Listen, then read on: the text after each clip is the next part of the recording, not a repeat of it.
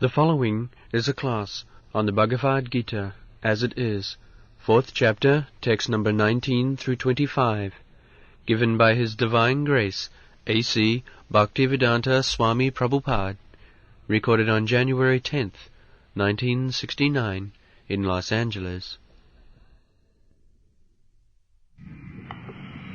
We'll read. You'll read? Yes. Which page?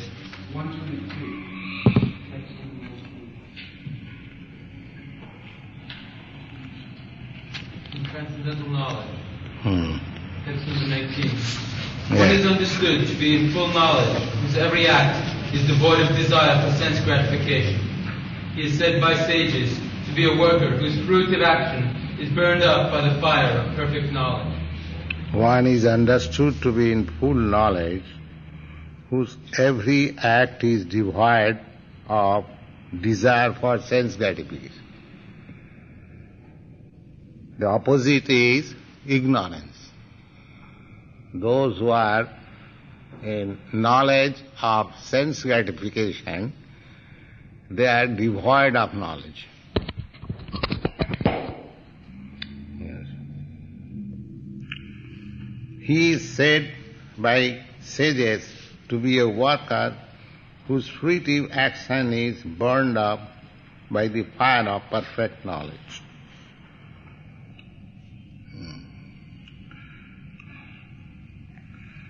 He is said by sages to be a worker whose fruitive action is burned up by the fire of perfect knowledge.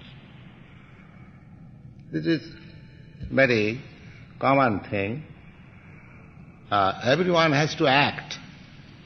But if he acts in full knowledge, then that is perfection of activity. Just like in our ordinary life, if we do business or whatever we do, if we are in full knowledge of the state laws and act accordingly, that is perfection of our activity. Go on. Abandoning all attachment to the results of his activities, ever satisfied and independent, he performs no fruitive action, although engaged in all kinds of undertakings. Yeah. Abandoning all attachment to the results of the activities. Everyone is aspiring some result of his activity. So, the plain example is, suppose you are working in an office. So, you are not concerned with the result. You have to simply do your duty. The result, the ultimate profit and loss of that establishment is concerned for the proprietors or the directors. But your duty is that the post which you are occupying, you must do your work very nicely. That's your duty, without being attached to the result. The result will be enjoyed by the proprietors of that establishment. Go on. 21. Such a man of understanding acts with mind and intelligence perfectly controlled, gives up all sense of proprietorship over his possessions, and acts only for the bare necessities of life. Thus working, he is not affected by sinful reactions. Yes, suppose a man is a manager, a cashier in the bank. He is receiving millions of dollars daily, but he does not claim the proprietorship. He is simply handling millions of dollars, but he knows that I am not the proprietor. Similarly, in our these material activities, we may have the chance of handling millions of dollars. Practically nobody comes here with millions of dollars, neither one goes with millions of dollars. Everyone comes here empty hand. The child comes empty hand, and the dead body goes empty hand. So, between the birth and death, the small duration of life, we are supposed to possess so many things. That is our false possession. Actually, you don't possess. Just like, so long I am cashier in the bank, I am supposed to deal with millions of dollars. But that is not my money. In this consciousness, this is Krishna consciousness. To understand everything belongs to Krishna. If one acts in that way, that everything, Ishavāsamidam sarvam, the Isha Upanishad says, everything belongs to God. But God has given me chance to handle these things. Therefore, my knowledge and intelligence will be there if I utilize for serving God. That is my intelligence. As soon as I utilize them for my sense gratification, then I am entrapped. The same example can be given. If the bank cashier thinks, so many millions of dollars at my disposal, let me something and put in my pocket, then he is entrapped. Otherwise, you enjoy. You get good salary, you get good comforts, and do your work nicely for Krishna. That is Krishna consciousness. Everything should be considered as Krishna's, not a farthing mine. That is Krishna consciousness. Yeah. He who is satisfied with gain, which comes of its own accord, who is free from duality and does not envy, who is steady both in success and failure, is never entangled, although performing actions. Yes. Now if I think that I am poor man, or think bank proprietor and directors, they have got so much money, the theory of the communist theory, they are trying to attack others, that they are snatched our money. Actually, one should be satisfied, just like a bank clerk or a bank cashier should be satisfied with his post and the wages he gets. He should be satisfied. If God pleases, he will be elevated to a higher position. That is God's grace. But we should not be disturbed. We should be satisfied. And thus disturbance can be checked only if we are in Krishna consciousness. You will be surprised. In 1942, there was an artificial famine in India by politicians. And practically they were starving. And one American gentleman, very responsible man, he was present. He said that in our country, if such starvation would have happened, there would have been revolution. But the Vedic culture is so nice that nobody even stole a pin from others' pocket. They starved.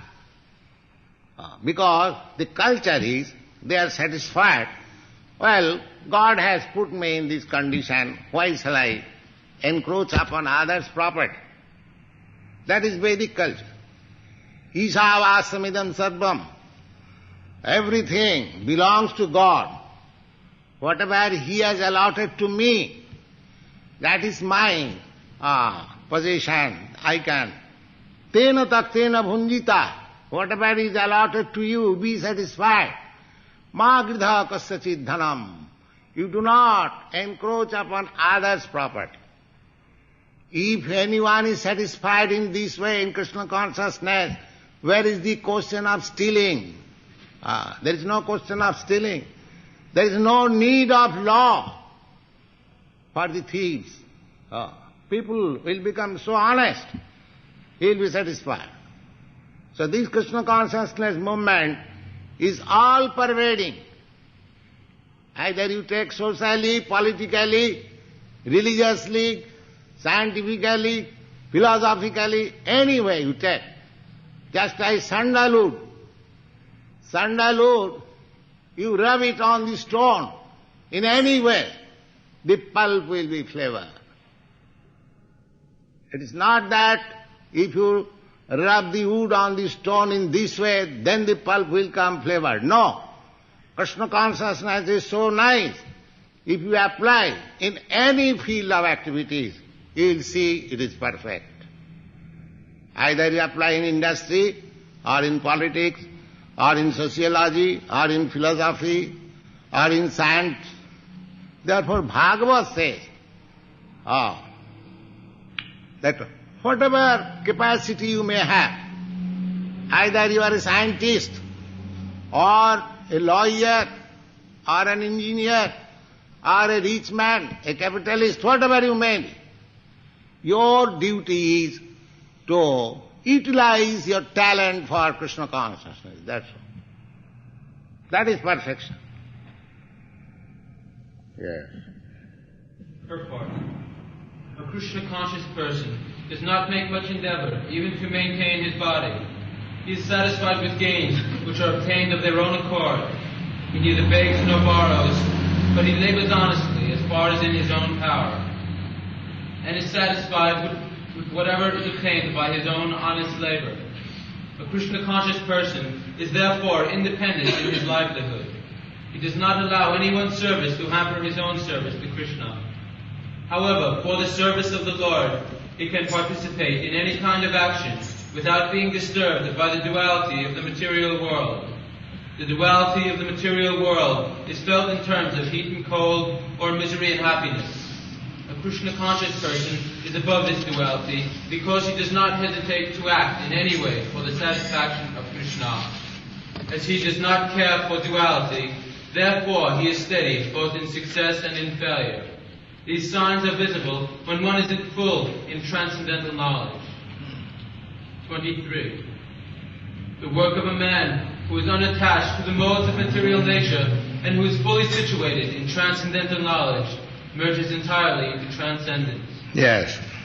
The work of a man who is unattached to the modes of material nature. The modes of material nature are three: goodness, passion, and ignorance. Somebody is working in the material world in the quality of goodness. In Vedic culture, these divisions are very distinct, just like Brahmins, sannyasis. They are supposed to be working in goodness because they are simply working for God consciousness or Krishna consciousness. Brahmins, business. The Kshatriyas, they are working in the modes of passion. They want to possess land, they want to be king, they want to be leader of the citizens, and they see to the protection of the citizens. This is called in the mode of passion. And the third degree is the mercantile community. They are engaged in trades, commerce. In this way, the fourth grade of man is the laborer class. They have no capacity either to become Brahmin, Kshatriya or Vaishya.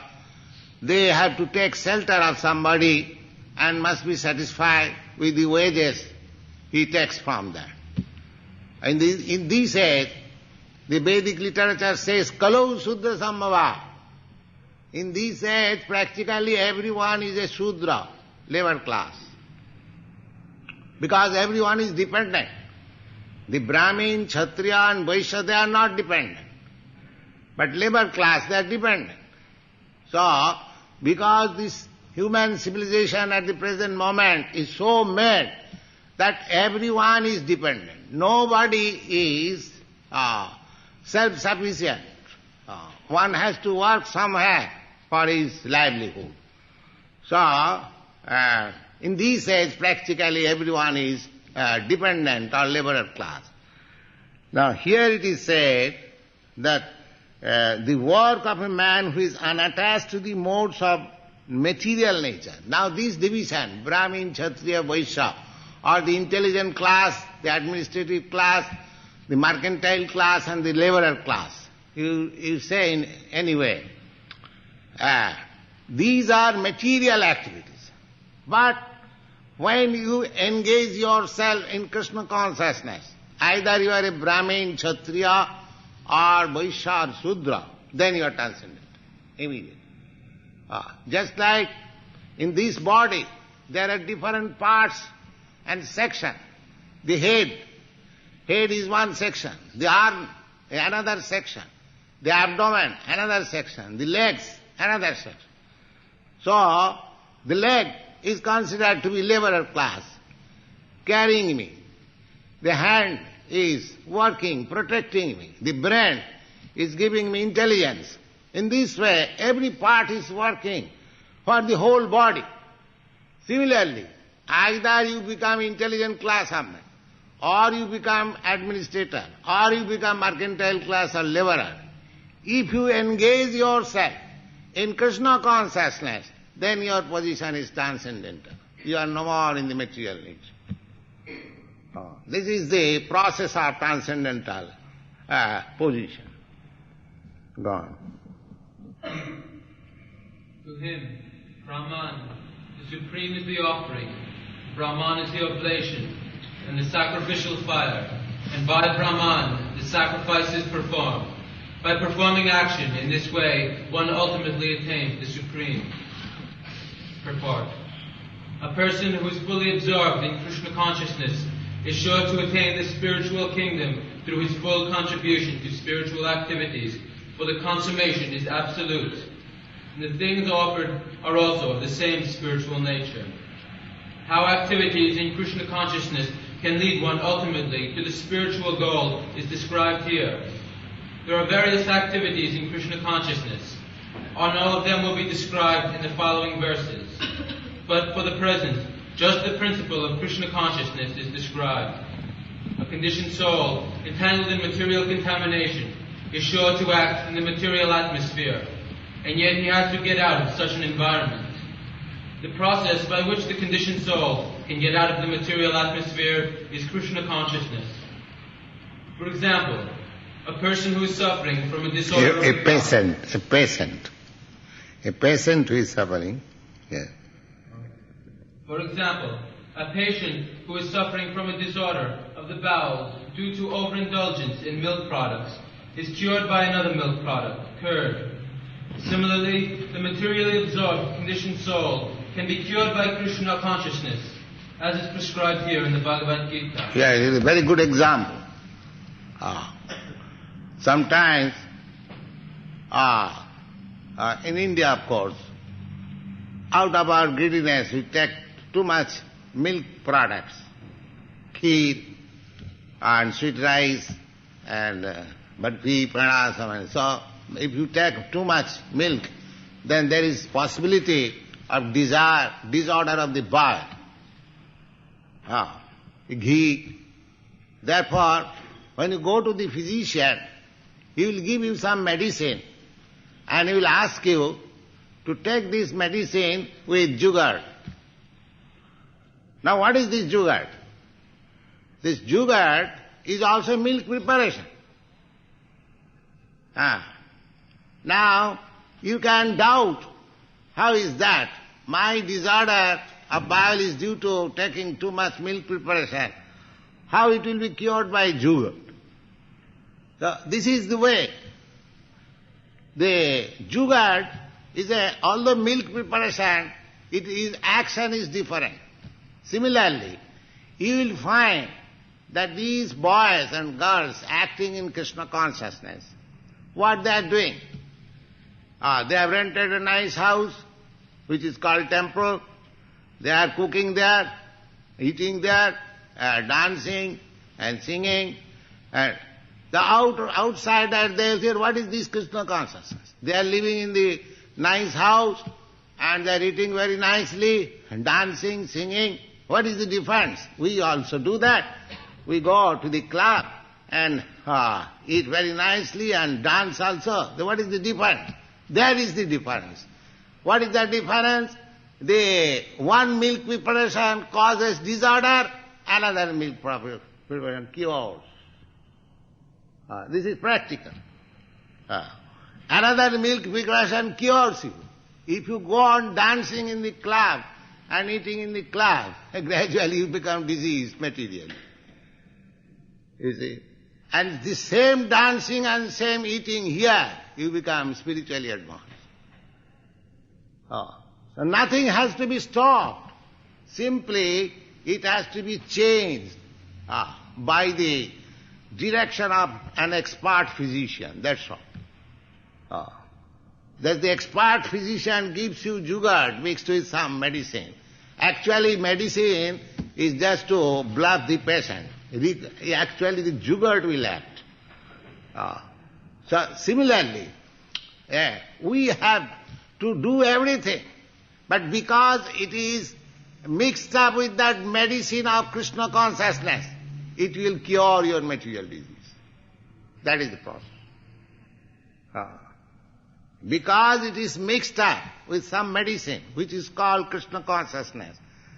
Therefore, your dancing, your eating, your loving affairs, all whatever you want, there is. But it is well treated. It will not entangle you. It will give more and more enlightenment of spiritual understanding. This is Krishna consciousness. Yes. This process is generally known as yajna, or activities simply meant for the satisfaction of Vishnu or Krishna. Therefore, the more the activities of the material world are performed in Krishna consciousness, or for Vishnu only, the more the atmosphere becomes spiritualized by complete absorption. Brahman means spiritual. The Lord is spiritual, and the rays of His transcendental body are called Brahma Jyoti, His spiritual effulgence. Everything that exists is situated in that Brahma Jyoti. And when the Jyoti is covered by the illusion of Maya, or sense gratification, it is called material.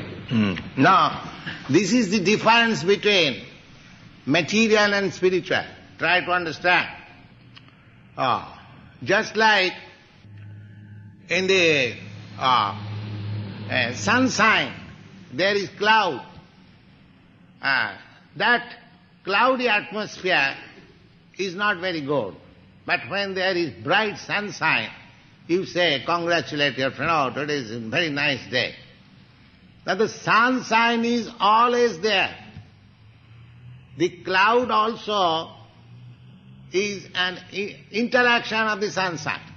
The cloud is nothing, but due to excessive heat, it absorbs water from the sea or anywhere else, and it becomes gas, and it stands in the sunshine. But it does not cover all the sunshine. Similarly, Krishna consciousness is the original consciousness. As soon as it is clouded by material consciousness, what is that material consciousness? That it is mine, it is for my sense gratification. That is material consciousness. And if you keep yourself always intact, that everything is for Krishna, then there is no cloud. The cloud is material. Actually, there is no material existence. Just like cloud appears in the sky, it remains temporary for a few days or few hours, and again disappears. You do not know where the cloud has gone. Similarly, material consciousness is the covering of the spirit soul. So as soon as this covering is taken away, the bright sunshine is there, the cloud. As soon as the cloud is gone, the bright sunshine is there. Then everything is sunshine, light. Similarly, as soon as this consciousness, material consciousness, that everything belongs for my satisfaction, sense gratification, that is material. And if you are in Krishna consciousness, that is spirituality. The things does not change. Simply the consciousness changes. Just like the sunshine does not change. Simply the cloud changes. It appears and disappears. Bhutya bhutya praliyat. So, if you keep yourself always in bright sunshine, just as you go above the cloud, as you have experienced by plane journey, that you go above the cloud and there you will find simply sunshine, no more cloud, no more cloud. So just keep yourself in Krishna consciousness and this cloud of material existence will disappear. Or you will be above, even you can see them, and that will not affect you. This is the problem. Go on. This material feature can be removed at once by Krishna consciousness. Yes. Wherein the offering for the cause of Krishna consciousness, the consuming agent of such an offering or contribution, the process of consumption, the contributor, and the result of such activities are all combined together, Brahman, or the Absolute Truth. The Absolute Truth, covered by Maya, is called matter. Matter dovetailed for the cause of the Absolute Truth regained its spiritual quality. Krishna consciousness is the process of converting the illusory consciousness into Brahman, or the Supreme. When the mind is fully absorbed in such Krishna consciousness, it is said to be in samadhi, or trance. Anything done in such transcendental consciousness is called yajna, or sacrifice for the Absolutes. And in that condition of spiritual consciousness, the contributor, the contribution, the consumption, the performer or leader of the performance, and the result or ultimate gain, everything becomes one in the Absolute, the Supreme Brahman. That is the explanation of Krishna consciousness. Yes. 25. Right. Some yogis perfectly worship the demigods by offering different sacrifices to them, and some of them offer sacrifices in the fire of the Supreme Brahman. Purport. As described above, a person engaged in discharging duties in Krishna consciousness is also called a perfect yogi, or a first-class mystic. But there are others also who perform similar sacrifices in the worship of demigods, and still others who sacrifice to the Supreme Brahman, or the impersonal feature of the Supreme Lord. So there are different kinds of sacrifices in terms of different categories. Such different categories of sacrifice by different types of performers only superficially demark varieties of sacrifice. Factual sacrifice means to satisfy the Supreme Lord, Vishnu, and is also known as yajna. Just take a small example. Now you are paying some tax in the waterworks department. So this waterworks department or the director of the waterworks department may be considered as a demigod. But the money you sacrifice for payment in the waterworks department, that goes to the government. The waterworks department or the man in charge, director of the waterworks department, does not consume that. Similarly, in the Vedic rituals, there are many sacrificial ritualistic ceremony, demigods, but in that sacrifice there is Vishnu also. Therefore Vishnu is called Yogesha, the master of the sacrifice. The demigods cannot accept the result of the sacrifice. Vishnu is there. Of course, you have no experience of this performances. That is a Vedic ritual performance. Actually, the demigods, they cannot accept anything from you. But the sacrificer, he approaches a demigod for quick result, for material benefit. And that is, these things will be explained in the 8th chapter of the Bhagavad Gita. So this is the process. Ultimately, it goes to the Absolute Truth. So those who are intelligent, they directly makes connection with the Absolute Person or the Supreme Personality of Godhead, Krishna. Then everything is automatically done. God.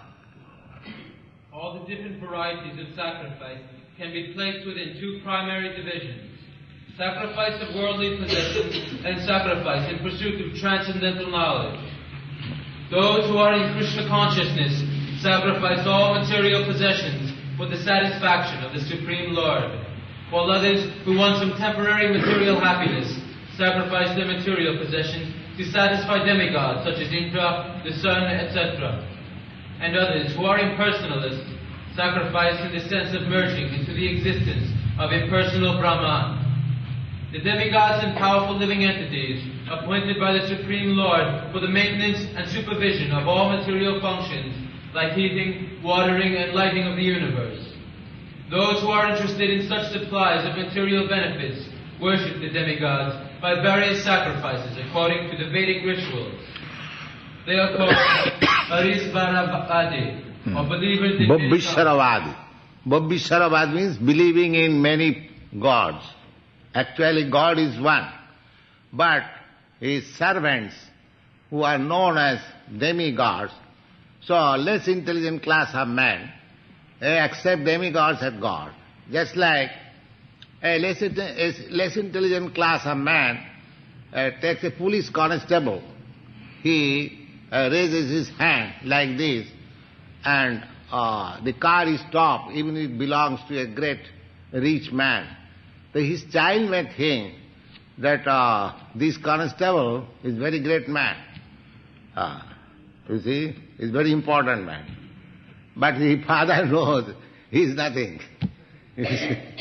Similarly, those who are interested in demigods, they are like children. This constable is very important, you see, because by his hand, my father had to stop my car, you see. So, the antavattu phalam tesha. Therefore, in the Bhagavad Gita I will find there is a statement, Kamastasta hitagyana jajanti anna devata. Those who go to worship the demigods, they have lost their intelligence on account of too much lusty propensity. Just like sometimes a person goes to bribe the policeman, constable, because he is illegal. But if you become, I am to say, true to your state laws, you haven't got to bribe the constable or this officer, that officer. You see.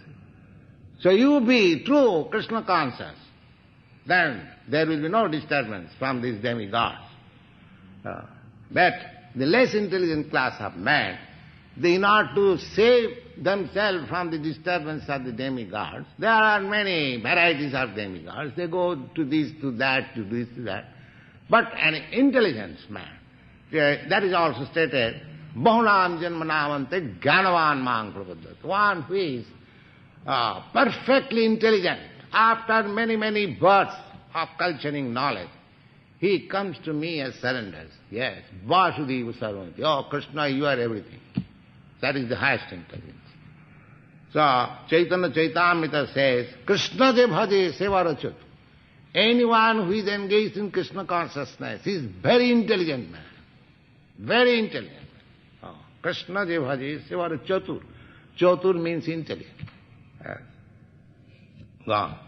Whereas others, who stick to the impersonal feature of the absolute truth and regard the forms of the demigods as temporary, sacrifice their individual selves in the supreme fire, and thus end their individual existences by merging into the existence of the Supreme.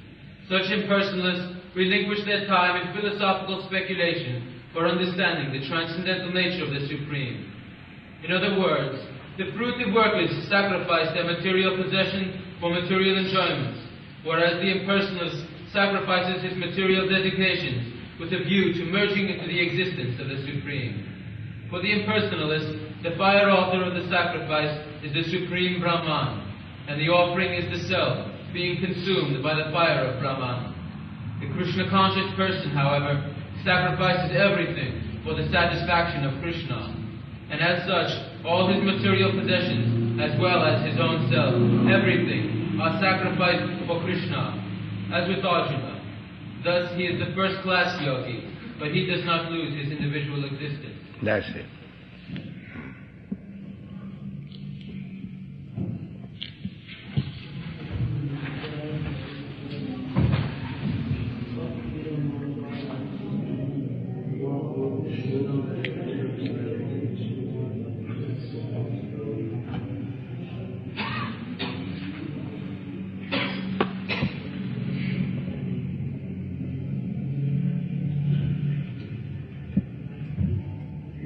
Any question?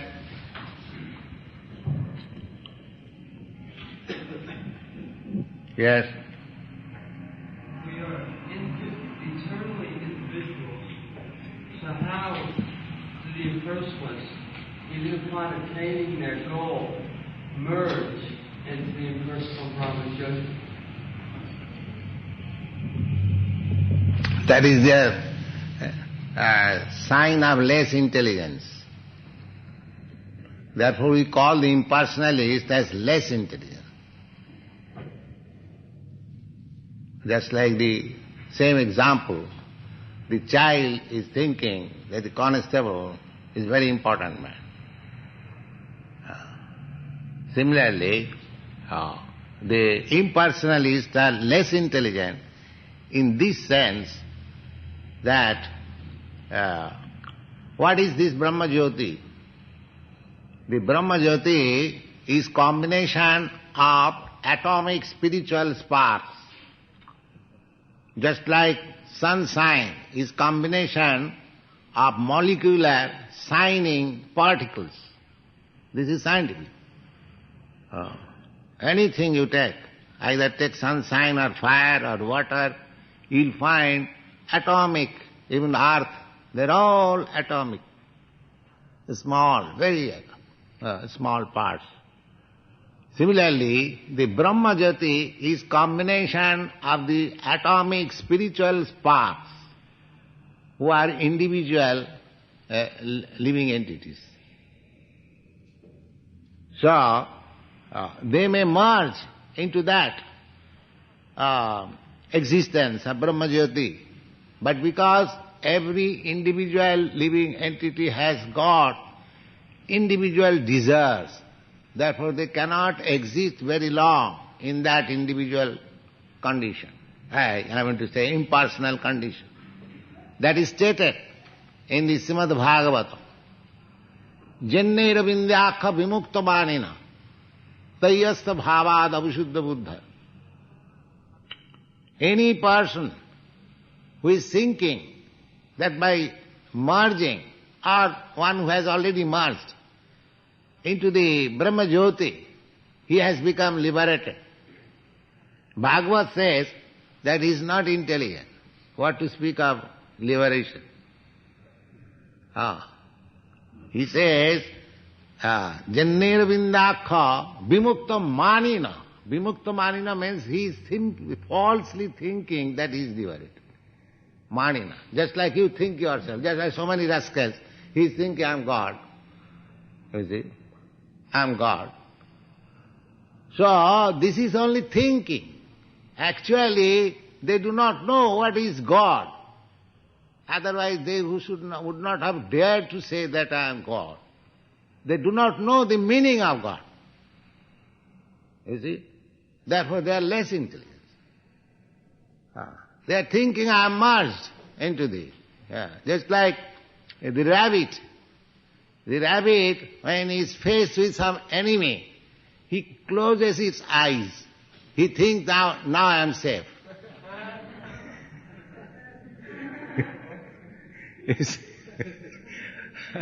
The rascal animal thinks that he is safe now. He cannot see the enemy. Just like a child. When there is something fearful, the child, it is nature, closes the eyes. I have practical experience. When I was young man, I went to the zoo with my little son, and as soon as there was a tiger cage, the child closed the eyes. Yes. He could not bear the vicious sight.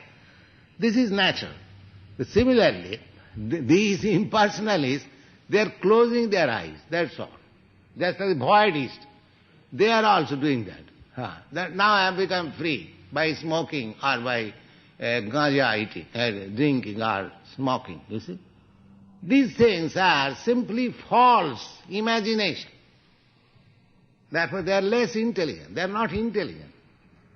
The Bhagavad says, Janneira Vindakha Vimukta Manina. They are self-complacent that I have become free, liberated, this and that. But actually their intelligence is very contaminated.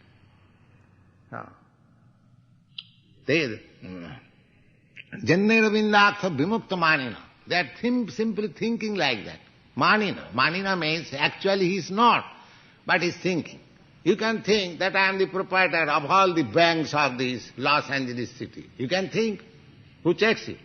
But are you actually the proprietor of all the banks of this Los Angeles city? Anyone can think intoxication, like anything. He has got the liberty. But that is not a fact. Jannera vindakha vinuktamanina tai astabhava abhisuddha buddhaya. Their intelligence is contaminated because they have no information of the Supreme Personality of God. So long one does not reach to that point.